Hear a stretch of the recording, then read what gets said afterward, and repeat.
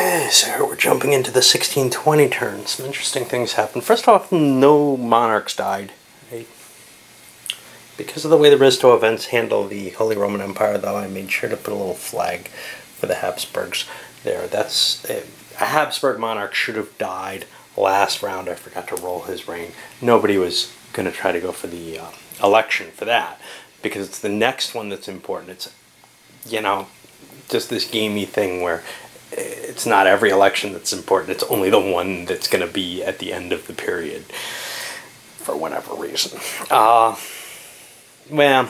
there's points involved in winning it, but not in. But there's no points in making sure that, say, Hesse wins it, right? Okay.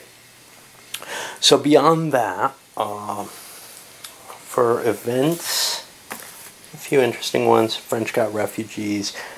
Dutch got plots at court, which is going to make their current monarch have a hard time surviving, as well as dropping his diplomacy down. The political events, one is essentially this pillage minus marker here. There was unrest in India, one of the colony territories, or one of the rest of the world territories that has a trading post or colony, doesn't produce any income. It was randomly determined to be that one. Had some revolt. One. Up here at Suaria, we had a destabilization, so that's 3 events, but there was a 4th event because sometimes the random goes that way. It actually tried to go on to the next period's events, but that wasn't possible. It also tried to get a navigation act, which wasn't possible because the English Civil War hasn't happened yet. What did come up as one big event, which is the Portuguese National Revolt. Portugal has just said, I'm a free country. And that cost Spain 50 victory points. And Spain has a free casus belli against them. England gets the first option, and they took it to have Portugal in the entry into war. If Spain declares war on Portugal, and they will, I can almost guarantee that, England has the right to intervene. If England wins, they get a royal marriage with the Portuguese and some advantages from that. If Spain wins, they get to reabsorb Portugal. This event can happen multiple times. Now, this is different from the base game event, but I think it seems to work pretty well. But one thing that I do notice is there's no Portuguese army. The Portuguese army is specifically removed by this event. It's actually in existence and has to be maintained by the Spaniards and built up, etc. But in the case of this event, it's specifically removed. So Spain has to kind of avoid the war with France that they were considering. This event is too valuable to them to go on, some adventurism in France. And that kind of leaves the Dutch up the creek. And it's not like England's going to come to their help, because England is very interested in the Portuguese rewards and not terribly interested in helping the Dutch out here. So France is going to get to have their way with the Dutch, which is kind of cool because they're becoming kind of a monster, and somebody's going to have to step in and stop them, I think. Okay, well, we'll see how this plays out. Okay, so the diplomacy phase. I forgot to roll them so far, but oh no, I did. Big effect. Spain went to war with Portugal. England's intervening. France and the Dutch are in their own little war. Spain and England fought over, at least in terms of diplomacy, over Scotland, and Spain ended up with them in the vassal space. They can't bring them in this turn, but if the war continues, next turn they can bring that in as a further distraction for the English. The one real kind of weird thing here, the English are going to try and keep Portugal alive because they have a lot at stake here. But the real question is what's going to happen in the New World, because, in a sense, that's where the points kind of can be made here. They're more valuable territories, these colonies, than the main areas of the country, just because the crown has more influence and effect on the taxation, etc. of them, I guess. Whatever. They produce a lot of money. Only really, really valuable provinces produce the same kind of money. Now, obviously, within England itself, there are those provinces, but Spain is pretty poor. not necessarily to indicate that Spain was that poor at this point, although they are beginning to hit that period. But they didn't really have a good tax mechanism and a good industry coming into play or whatever. So, in a sense, kind of the English and French territories are probably overvalued early in the game, but for the later side of the game it plays out well. So anyway, colonial territories are really important to the Spaniards, and they're kind of exposed here. On the other hand, the English, who have a little bit more defenses with the fortifications, etc., well, they also have something significant to lose to Spain, whereas they probably can't lose anything too important in England itself. It's just too hard to hold on to, and it'll give a permanent casus belli for the English. Ireland's always a possibility, but it's not worth that much. So anyway, that's kind of the overview there of what's going on. No other diplomatic events. Pretty much everybody's low on money. Spain and England were the only ones with the cash to do anything. Spain actually had more money, but they know they're going to have to build a big navy and stuff like that, so they didn't want to spend too much. I did forget to mention the Russians crowned Romanov, and that means that all these revolts have gone down in severity. Given that Poland is no longer in the war, this is kind of a telling situation for the Russians. And the Swedes, I'll tell you, aren't terribly interested, being a French-controlled power, in helping the English to win this revolt. So they're going to probably concentrate more on trying to defeat the Poles. And the Poles are going to be likewise fighting the Swedes mainly. So even though Sweden's still at war with Russia, I don't know if they're terribly interested in prosecuting that war. But if they can get Newa, they'll definitely take it. So, since I'm trying to give some insight into some of the things in the game that don't come up very often, here's one right here, which is, and I've mentioned this a couple of times, we got these two colonies in Quebec. Now the English only have a level 1 colony, the French have a level 2. This is the first turn where the French have decided that they're going to produce furs still, and the English aren't pillaged so that they can actually compete. Now the English have a slight advantage, and we compare that here. It's based on the FTI levels. English have a 4, French have a 3 there. And so that means, and I've done competitions, not on video, but with the trade fleets. This works the same way.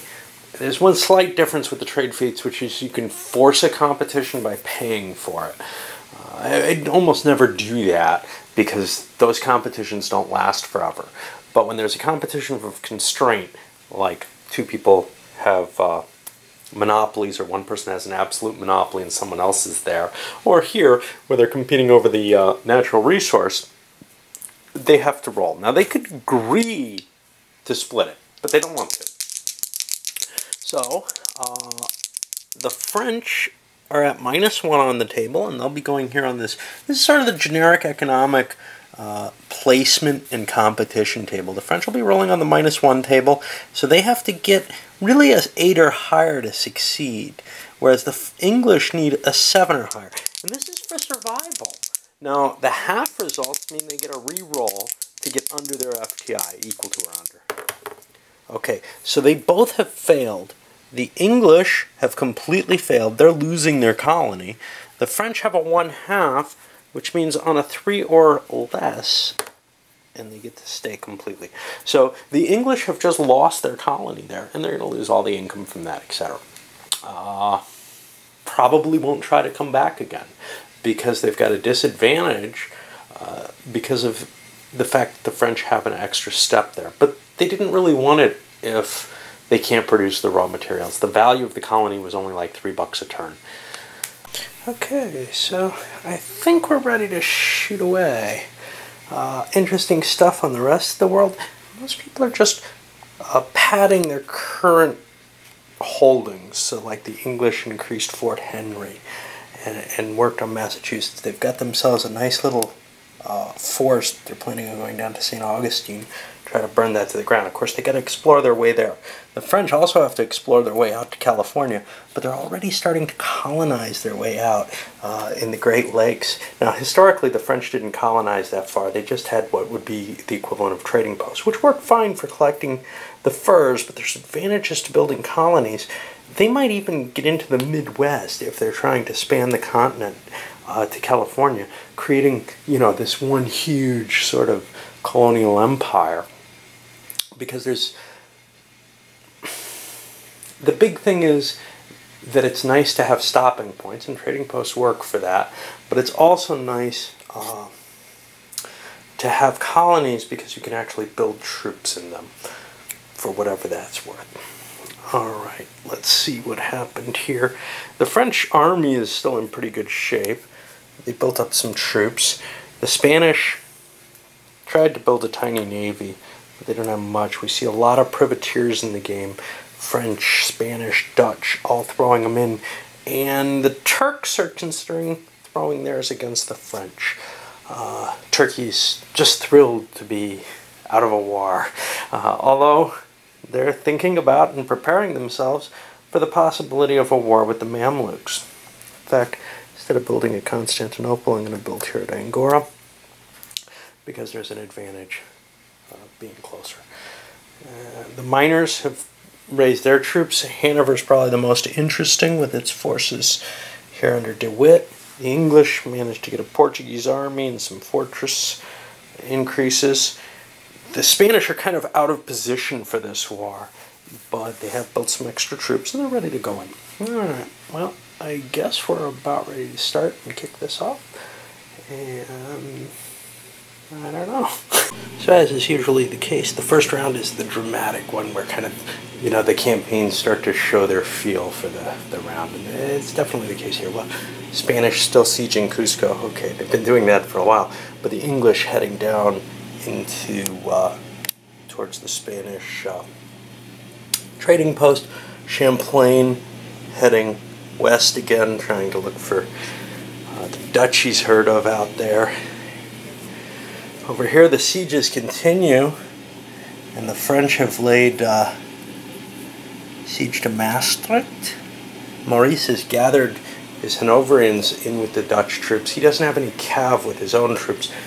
He knows he's going to face the cav disadvantage, but, he couldn't afford it. Over here, the English landed in Portugal, and basically they slipped through. They won the wind gauge, fought one round of battle against the Spanish fleet, indecisive. I think they lost a ship. And then they landed the rest of them in Oporto and moved here into Tago. Spinola has come over and laid siege to Oporto behind them. And we don't yet. We'll set them out here where they're not doing any harm. That'll confuse me. Okay. So, the Spanish are also sailing over to Naples to pull more troops into play so that they can really have a chance. Now, they have to defeat the English here. One thing you'll notice is both Spain and England made the hump across muskets, and so that they have that kind of heavy firepower army. It's still your arquebusiers, but a lot more of them. So what that has is an effect on the combat chart. And, I don't think I've explained this. So let's give you guys peeks who have been, persistent enough to stick with it. Okay, so I showed you how you figure out which column you're on, but what I didn't bother telling you is the combat values too much. So for example, in arquebuses, you'll see infantry only has a 0.5 fire, whereas they have a 1 on muskets. Now it's kind of interesting because in medieval there's no fire. In Renaissance in Renaissance only the artillery fires.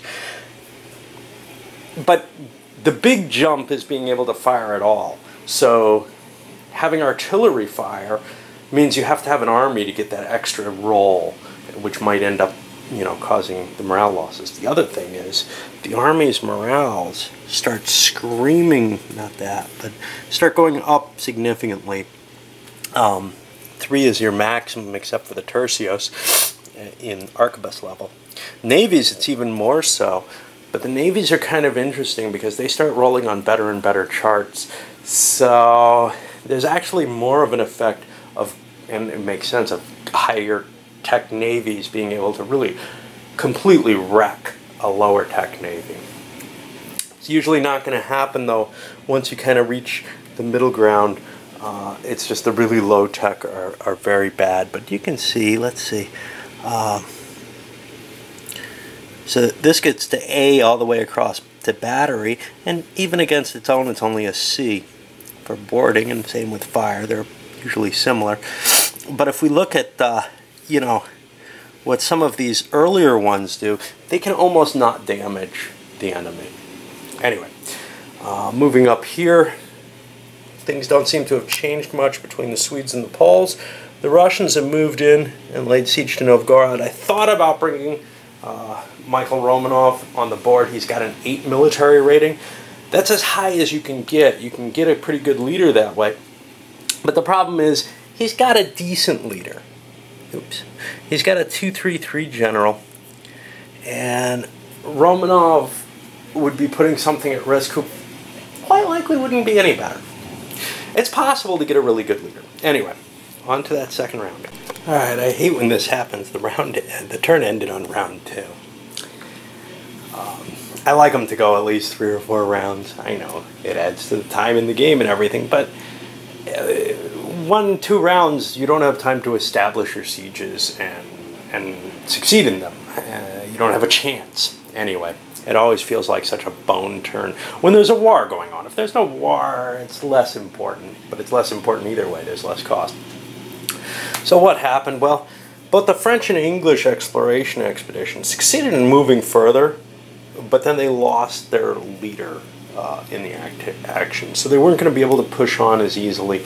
They probably had to withdraw home, and they're going to have to now, taking an attrition loss. Spanish still sieging Cusco and still really unhappy about what's going on there because they're being dragged into this war.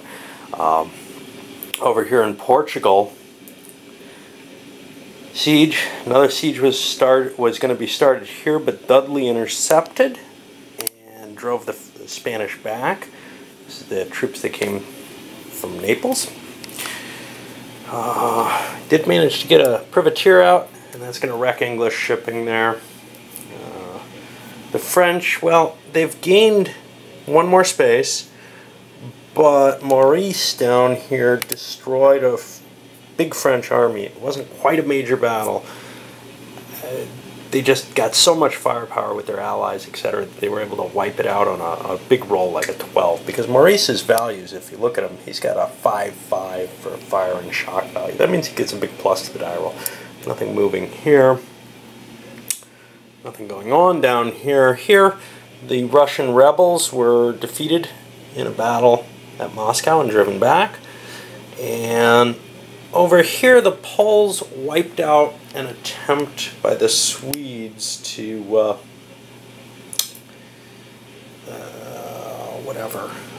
to relieve that siege. The siege didn't get finished in time, the turn ending so quickly. Because here's the thing, the sieges kind of get reset at the end of each turn. So all these markers disappear from them. Still, the time ends up being a factor. The longer you're there, the more pluses you have. But you know, end of each turn really can wreck your siege prospects. This guy's got to be dying soon. So, while I was looking at the Swedes and the Poles, I came up with a thought, which was that, you know, they should be able to get out of this war with property. Because, you know, the Poles are taking Swedish territory, basically. So I started fudging around with the rules in my head and thinking, well, you know, the Russians should be able to say, hey, look, get out of this war, you know, give Poland this, factor the peace conditions between the Swedes and the Poles into this. There's no real easy way to do it. I'm just going to be, you know, fudging this completely. But I'm kind of considering playing with that because I like it when miners take things from other miners, and you don't get to do that very often. Alright, I'll do the end of turn cleanup stuff. taking care of some of the post-turn stuff. Basically, this stuff down here in the redeployment phase. Started the peace phase, stability improvement. Just wanted to point out one key factor, which is the Dutch are stuck down here at -3. They failed to get out of that hole. That means they have to offer peace to the French. And that's going to be a peace, 1, 2, 3, 4, 5, plus some more. It's an unconditional surrender. So the French are going to get whatever they like off the Dutch and boost themselves up with stability level as well as the victory points they're going to get. We'll take care of that. And that is the end of the 1620 turn. And like I said, the French had to surrender, or the Dutch had to surrender to the French. That gave up Nord with Lille, Hainaut with Brussels, Luxembourg. All they're holding now is Antwerp and Flanders as part of their, you know, core Burgundian inheritance outside of what used to be their core provinces. That's a painful effect. The peace as a whole gave something like 31 points each way, so the Dutch lost 31, including the provinces, and the 10 points for the victory, and the French gained that. So clearly this war was a good one for the French. They've increased their economic power, and the Dutch have likewise been driven back, which in a way is kind of good because the Dutch had been in the lead. They still are with 509 points. We see Portugal, Russia still holding out with 448. Now, they're just on this downward slide, though. They're losing points every turn still. France has passed England, however, at 418. England's got this capacity to build lots of points if they can get their shipping up. But they've got kind of a risk at hand here, which is a powerful enough France that can bring them to war regularly, can prey on their shipping, especially once they start getting privateer admirals. I don't think they have one yet. But once they do, they can start building more privateers and bringing the English shipping down dramatically. The English have the ability to recover it more quickly than anyone else, but there's still this capacity for taking them down. This is the first time I've seen someone really take down one of the economic powers physically, the French taking the Dutch down this way, as sort of a targeted maneuver saying, hey, they're doing pretty well and I'm bigger. Usually I allow myself to be dissuaded by that big, 10 victory points and 2 stability points to say, I don't want to make that war. In this case, it looked like it might be a close run thing if the Spanish had been able to come into it. If the Dutch had been able to up their stability and avoid having to surrender this turn. All these things kind of affect the world. We got some new leaders on the board. Gotta put our Swedish king down. We got a Swedish admiral here, and some of the Tilly, someone else who's definitely, well, we have Pappenheim and Gabor already. There are definitely 30 years of war personalities coming into play now. But yeah, it's kind of playing out in an, oh yes, I know the other one, the Cardinal Infante, who's just tremendous. And that's kind of the thing is, Spain's got some of their best leaders right now. Between Spinola, the Cardinal Infante, they may not be the thing that you want to pick on. England's definitely doing it. The risks are too high. And Spain definitely wants Portugal. Again, the risks are too high for them to go elsewhere. But France, they got to think real hard. Do they want to go after the Spaniards here? To gain what? Well, they got the Franche-Comté, they got Naples. They've definitely got some things they'd like to take. And this would be a cheap shot on Spain, even though it's going to still cost that 10 victory points and 2 stability levels. Spain's already kind of struggling and on their way down faster than the French are. So this might be the opportunity. All right. Well, I guess we'll send this one up.